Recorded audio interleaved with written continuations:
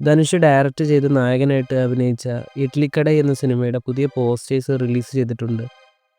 സിനിമയുടെ ഷൂട്ടിംഗ് ഏകദേശം കംപ്ലീറ്റ് ആയിട്ടുണ്ട്. ഏപ്രിൽ 10-നാണ് സിനിമ തിയേറ്ററുകളിലേക്ക് എത്തുന്നത്. പ്രഭാസിൻ്റെ രാജാ സാബ് എന്ന സിനിമയുടെ ഭാഗത്തുനിന്ന് പൊങ്കൽ സ്പെഷ്യൽ പോസ്റ്റർ വന്നിട്ടുണ്ട്.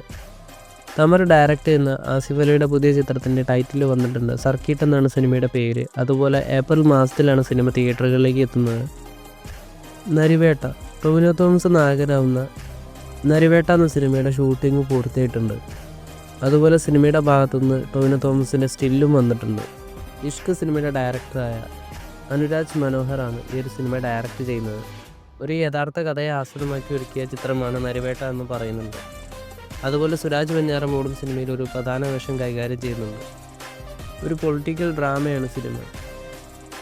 രേഖാചിത്രം എന്ന ആസിഫ് അലി സിനിമയുടെ ഗ്ലോബൽ കളക്ഷൻ 5 ദിവസം കൊണ്ട് 30 കോടിയിലേക്ക് എത്തിയെന്നാണ് പറയുന്നത്.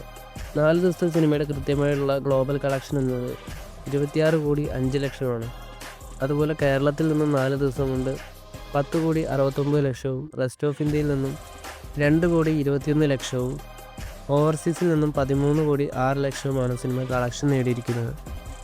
കൂടുതൽ സിനിമകളുടെ അപ്ഡേറ്റുകളുമായി അടുത്തൊരു വീഡിയോയിൽ കാണാം.